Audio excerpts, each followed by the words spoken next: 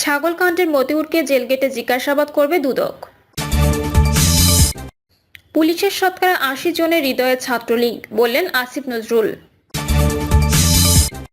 জানাবো বরিশাল চেম্বার আইনজীবী সমিতিতেও থাবা, হাটঘাট টার্মিনাল সবই বিএনপির।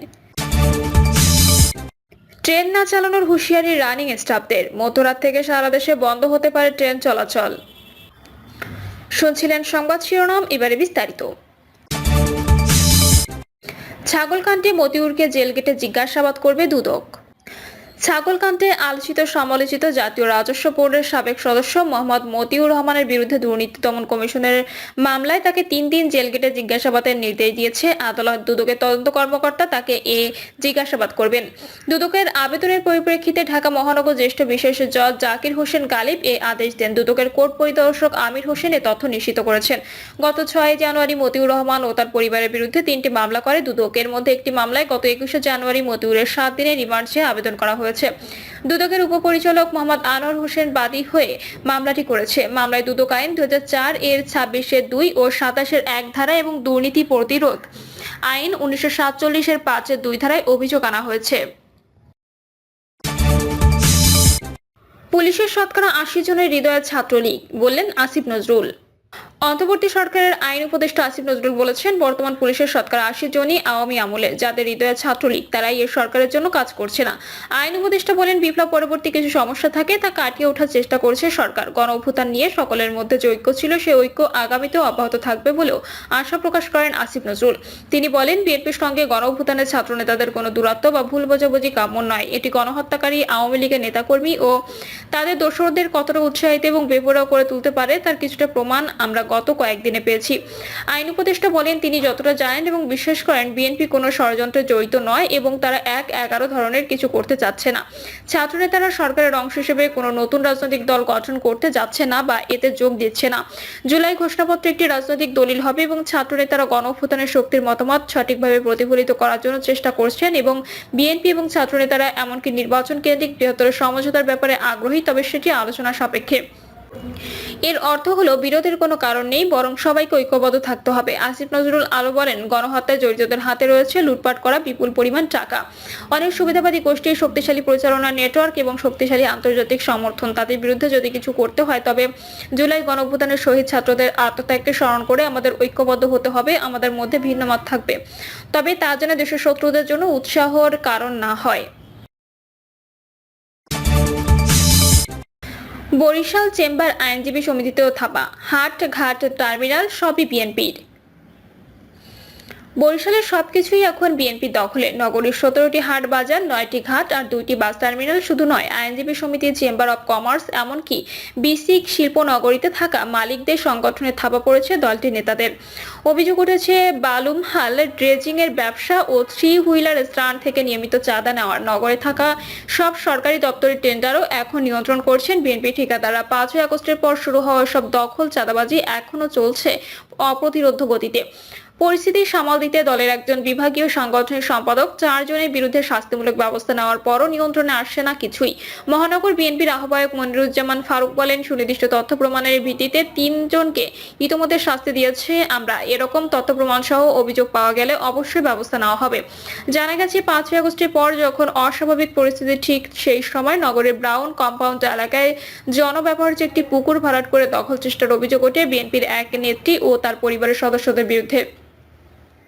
তিনি বরিশাল বিভাগীয় সাংগঠনিক সম্পাদক সাবেক এমপি বিলকিস জাহান শিরিন প্রায় ১০ কোটি টাকা মূল্যের এই পুকুরটির মালিকানা নিয়ে বিতর্কের মধ্যে চালানো হয় দখলের চেষ্টা। অভিযোগের প্রমাণ পেয়ে শিরিনের দলীয় পদ পদবি স্থগিত এবং রাজনৈতিক কর্মকাণ্ড অংশগ্রহণে নিষিদ্ধ করে বিএনপি দখলে ২ বাস টার্মিনাল।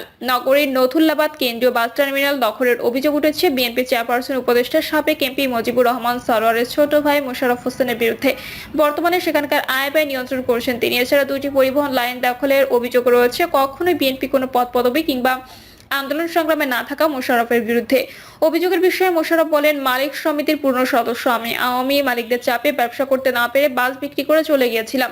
৫ই আগস্টের পর আবার বাস কিনে সমিতি সদস্য হয়েছে। এখানে একজন সাধারণ মালিক হিসেবে আছি। দখল বা নিয়ন্ত্রণের প্রশ্নে আসে না। নথুল্লাবাদের পাশাপাশি নগরীর রূপাতলী বাস টার্মিনাল নিয়ন্ত্রণে নেওয়ার অভিযোগ উঠেছে মহানগর বিএনপির সদস্য সচিব জিয়া উদ্দিন শিকদারের বিরুদ্ধে। মালিক সমিতির সভাপতি হওয়ার পাশাপাশি বাস টার্মিনালের এবং সংলগ্ন এলাকায় কোনো কিছুই এখন তার কথার বাইরে চলে না। সেই সঙ্গে সেখানকার আয়ও নিয়ন্ত্রণ করেছেন তিনি। এ বিষয়ে জানতে চাইলে জিয়াউর শিকদার বলেন, 16 বছর আগে মালিক সমিতির সাধারণ সম্পাদক ছিলাম। পরিবহন ব্যবসা করি অন্তত 30 বছর ধরে। 5 আগস্টের পর আগের নেতারা পালিয়ে গেলে টার্মিনাল পরিচালনার প্রয়োজনে মালিকরা আমাকে নিয়ে আসেন। সমিতির 92 সদস্যের মধ্যে 86 জন ভোট দিয়ে আমাকে সভাপতি বানায়। এখানে দখলের কথা আসছে কেন? বিআইডব্লিউটি এর 9 ঘাট ও 2 বাজার, অভ্যন্তরীণ ও দূরপাল্লা 2টি লঞ্চ ঘাট সহ এখানে থাকা বিআইডব্লিউটি এর 9টি ঘাটের প্রায় সবকটি এখন চালাচ্ছেন বিএনপি নেতারা।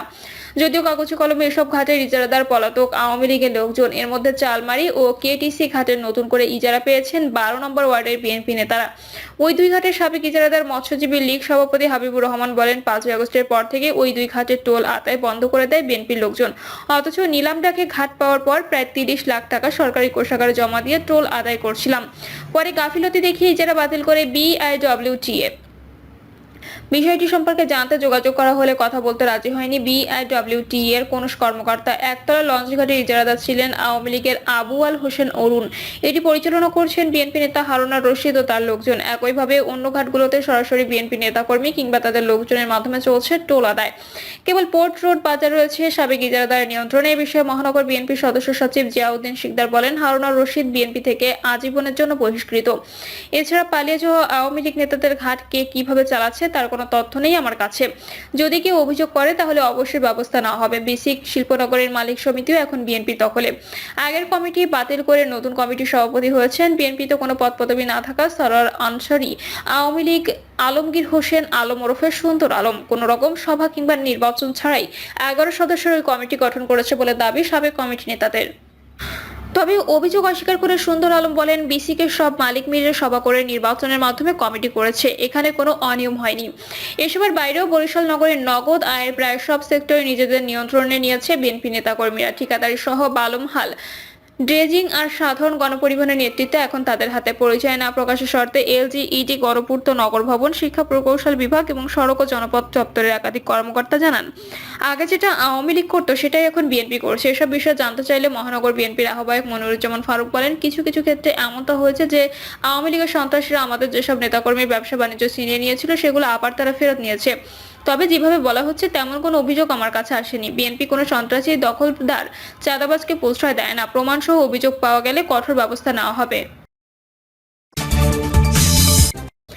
ট্রেন না চালানোর হুঁশিয়ারি রানিং স্টাফদের। মধ্যরাত থেকে সারা দেশে বন্ধ হতে পারে ট্রেন চলাচল।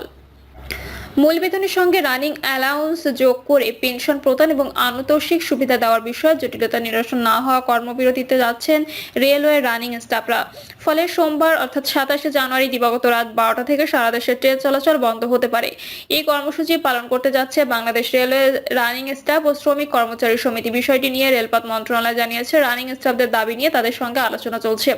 রেলওয়ে দায়িত্বশীল সূত্রে জানা গেছে, নিয়ম অনুযায়ী একজন রানিং স্টাফ অর্থাৎ চালক, সহকারী চালক, গার্ড, টিকিট চেকার ট্রেনে দায়িত্ব পালন শেষে তার নিয়োগপ্রাপ্ত এলাকায় অর্থাৎ হেডকোয়ার্টার হলে 12 ঘন্টা এবং এলাকার বাইরে অর্থাৎ আউটার স্টেশন হলে 8 ঘন্টা বিশ্রামের সুযোগ পান। রেলওয়ের স্বার্থে কোনো রানিং স্টাফকে তার বিশ্রামের সময় কাজে যুক্ত করতে বাড়তি ভাতা সুবিধা দেওয়া হয়, যা রেলওয়েতে মাইলেজ সুবিধা হিসেবে পরিচিত। 2021 সালে 3রা নভেম্বর অর্থ মন্ত্রণালয় মাইলেজ সুবিধা সীমিত করতে রেল মন্ত্রণালয়কে চিঠি দেয়। ওই চিঠিতে আনলিমিটেড মাইলেজ সুবিধা বাদ দিয়ে তার সর্বোচ্চ 30 কর্মদিবসের সমপরিমাণ করার কথা জানানো হয়।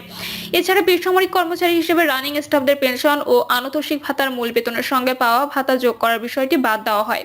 এরপরই ক্ষুব্ধ হয়ে ওঠেন রানিং স্টাফরা। মাইলেজ সুবিধা পুনর্বহালের দাবিতে 3 বছরের বেশি সময় ধরে আন্দোলন করছেন রানিং স্টাফরা। কয়েক দফায় অতিরিক্ত কাজ থেকে বিরত থাকা সহ নানা কর্মসূচি পালন করেছেন তারা। তবে বিভিন্ন সময় তৎকালীন রেলওয়ের মহাপরিচালক, রেল সচিব, রেলমন্ত্রী সহ ঊর্ধ্বতন কর্মকর্তাদের আশ্বাসে তারা আন্দোলন থেকে সরে আসেন। প্রিয় দর্শক, এই ছিল এখনকার সর্বশেষ সংবাদ। আপডেট সব সংবাদ পেতে চ্যানেলটি সাবস্ক্রাইব করে বেল আইকনটি ক্লিক করে রাখুন।